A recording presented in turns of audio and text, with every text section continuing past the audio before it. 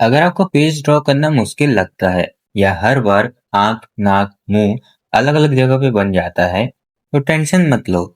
इस वीडियो के बाद आप समझ जाओगे कि फेस को गैस करके नहीं बनाना होता है, एक सिंपल कंस्ट्रक्शन मेथड के यूज से बनाना होता है। और सबसे अच्छी बात तो ये है कि इस मेथड को फॉलो करके बिगनर्स भी रियलिस्टिक फेस को बनाना स्टार्ट कर सकते हैं। तो चलिए शुरू करते हैं। सबसे पहले एक इम्पोर्टेंट बात समझते हैं। जब कोई पर्सन बिल्कुल सीधा हमारी तरफ देख रहा होता है तब फेस का सेंटर लाइन बिल्कुल बीच में होता है, लेकिन जैसे ही फेस लेफ्ट या राइट में रोटेट होता है तो यह सेंटर लाइन भी मूव हो जाता है। इस वीडियो में हम सिर्फ फ्रंट व्यू को बना रहे हैं, तो पूरी वीडियो में जो सेंटर लाइन है वो सेंटर में ही रहेगा। साइड व्यू और बाकी अलग अलग एंगल्स हम नेक्स्ट वीडियो में डिटेल में डिस्कस करेंगे। अब ड्राइंग को शुरू करते हैं। सबसे पहले एक सीधा वर्टिकल लाइन बना लो। अब इस लाइन का एग्जैक्ट मिडिल पॉइंट निकालना है और एक छोटा सा डॉट लगाना है उसके बीच में। अब जितना बड़ा ये वर्टिकल लाइन है उतना ही बड़ा एक हॉरिजॉन्टल लाइन भी बनाना है। अगर आपको डाउट होगा कि ये दोनों लाइन इक्वल है या नहीं तो आप पेंसिल से इस तरह मेजर भी कर सकते हो। ध्यान रहे कि हाइट और विड्थ दोनों सेम होनी चाहिए। अब सवाल आता है कि हम ये प्लस साइन क्यों बना रहे हैं,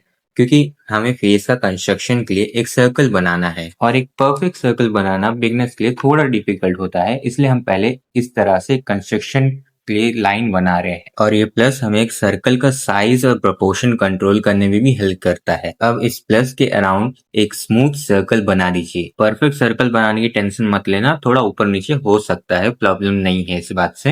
प्रैक्टिस के साथ वो भी इम्प्रूव हो जाएगा। ये जो सर्कल है ये सिर्फ एक शेप नहीं है, इसे आप एक हेड का बेसिक स्कल समझ सकते हो और इसी बेस के ऊपर पूरा फेस बिल्ड होगा। इस मेथड को आर्टिस्ट लूमिस मेथड कहते हैं। इसकी वजह से रियलिस्टिक पोर्ट्रेट बनाना काफी इजी हो जाता है। अब एक और इम्पोर्टेंट बात देखते हैं। ये जो सेंटर में प्लस बनाया हुआ है ये रियल फेस में भी इमेजिन किया जा सकता है। अगर आप किसी भी पर्सन के फेस को देखो और उसमें इमेजिन करो वर्टिकल लाइन, तो फिर दो इक्वल पार्ट्स हमें डिवाइड होते हुए मिल रहे होते हैं और एक हॉरिजॉन्टल लाइन उसके बीच से गुजरता है। इसी वजह से हम ये कंस्ट्रक्शन लाइंस बनाते हैं।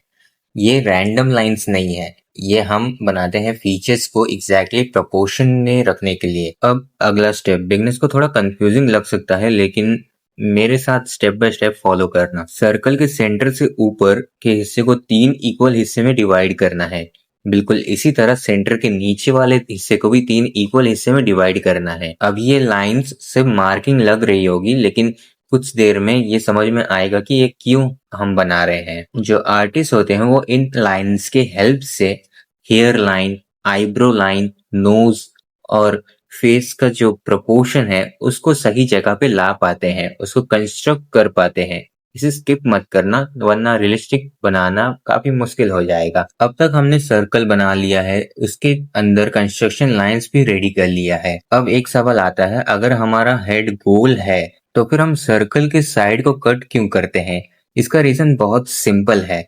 रियल लाइफ में अगर आप किसी इंसान को देखो तो बिल्कुल गोल नहीं लगता है। हेड के अंदर का हिस्सा दोनों साइड से थोड़ा थोड़ा फ्लैट होता है। इस शेप को ड्राइंग में दिखाने के लिए हमें सर्कल को दोनों साइड से हल्का सा कट करना पड़ता है। अब देखते हैं कि ये कटिंग हमें करनी कैसे है। जहां हमने ऊपर और नीचे वाले हिस्से को इक्वल पार्ट्स में डिवाइड किया था, उन्हीं रेफरेंस पॉइंट के मदद से दोनों पार्ट्स में एक वर्टिकल लाइन खींचना है। अब इन लाइंस के बाहर वाला हिस्सा, छोटा सा जो हिस्सा है, उसको आप हटा सकते हो। ध्यान रहे कि बहुत ज्यादा कट मत करो, सिर्फ इतना ही कि हेड का शेप नेचुरल लगे। और एक छोटी सी बात कि ये जो साइड है ये बिल्कुल सीधी नहीं होती, हल्की सी कर्व होती है इसमें। अब देखिए सिर्फ इतना सा ही चेंज करने पर हेड पहले से ज्यादा रियलिस्टिक लग रहा है। अब इन कट की हुई साइड से हमें दो बहुत ही इंपॉर्टेंट रेफरेंस मिलता है। पहला लाइन है हेयर लाइन, यानी जहां से बाल शुरू होते हैं।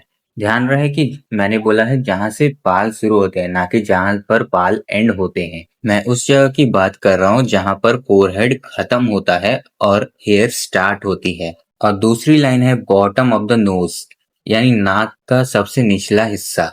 इसी वजह से कंस्ट्रक्शन लाइंस जो है वो बहुत ज्यादा इंपॉर्टेंट हो जाती है। ये हमें अंदाजा लगाने के बजाय एग्जैक्ट प्लेसमेंट दिखा देती है कहाँ पर हमें बनाना होता है। अब एक और इम्पोर्टेंट प्रोपोर्शन समझते हैं। हेयर लाइन से लेकर आईब्रो लाइन तक जितना डिस्टेंस है लगभग उतना ही डिस्टेंस आईब्रो लाइन से लेकर नोज के बॉटम तक है और इसी कॉन्सेप्ट को आर्टिस्ट रूल ऑफ थर्ड्स कहते हैं, यानी फेस को लगभग 3 इक्वल हिस्सों में डिवाइड कर सकते हैं। पहला पार्ट हेयर लाइन से आईब्रो लाइन तक, दूसरा पार्ट है आईब्रो लाइन से नोज के बॉटम तक, तीसरा पार्ट है नोज के बॉटम से चिन के निचले हिस्से तक। ये रूल बिगिनर्स के लिए बहुत ही पावरफुल गाइड है, लेकिन एक बात हमेशा याद रखना, ये कोई 100% फिक्स रूल नहीं है। हर इंसान का फेस थोड़ा अलग होता है। किसी इंसान का नाक थोड़ा लंबा होता है तो किसी का फोरहेड बड़ा होता है, किसी का चिन छोटा होता है। इसलिए पहले रूल ऑफ थर्ड से बेसिक स्ट्रक्चर बनाइए, उसके बाद रेफरेंस फोटो देखकर प्रोपोर्शंस को एडजस्ट करिए। यही टेक्निक प्रोफेशनल आर्टिस्ट भी यूज करते हैं।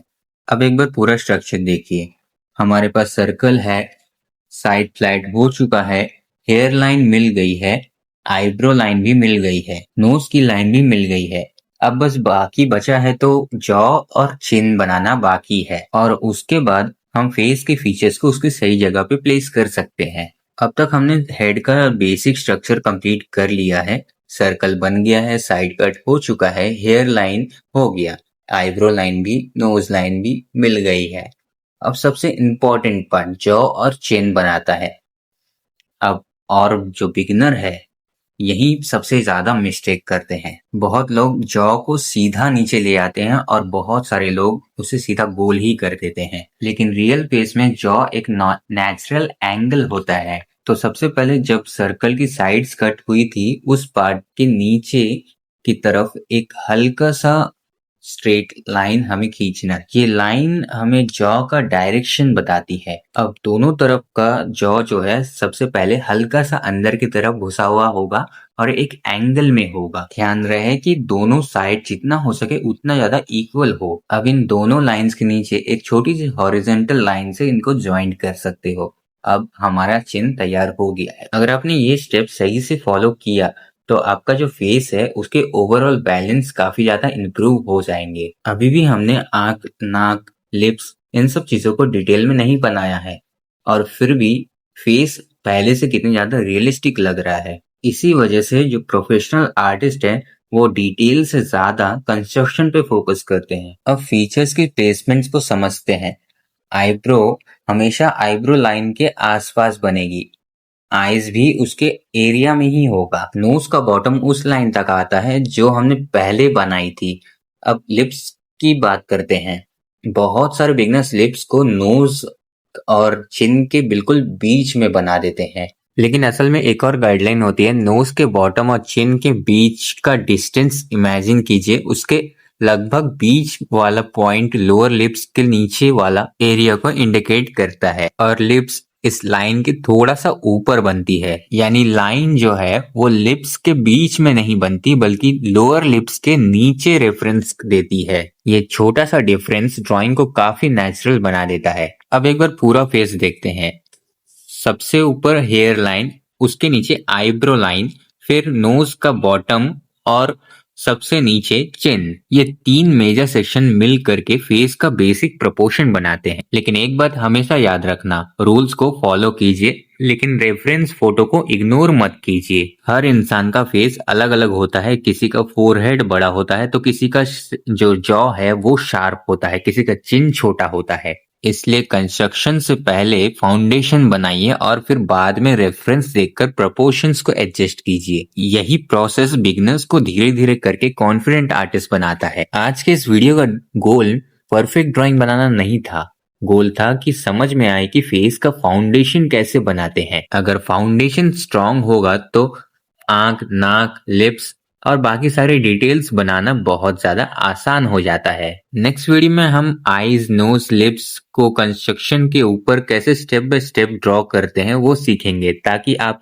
एक कंप्लीट रियलिस्टिक फेस बना पाए। अगर वीडियो से कुछ नया सीखने को मिला हो तो इस वीडियो को लाइक जरूर कर दीजिएगा। अपने कुछ आर्टिस्ट दोस्तों के साथ इस वीडियो को शेयर जरूर कीजिएगा। और अगर आप बिगिनर है और ऐसे ही रियलिस्टिक ड्राइंग के स्टेप्स देखना चाहते हैं तो इस चैनल को सब्सक्राइब जरूर कर लेना, बिल्कुल मत भूलना। मैं हर वीडियो में ड्राइंग को ऐसे सिंपल लैंग्वेज में एक्सप्लेन करता हूँ ताकि आप बिल्कुल भी कंफ्यूज ना हो सके और कॉन्फिडेंट होके ड्रॉ कर सके। तो मिलते हैं नेक्स्ट वीडियो में, तब तक के लिए बाय। प्रैक्टिस करते रहो और keep making the art work. Thanks for watching.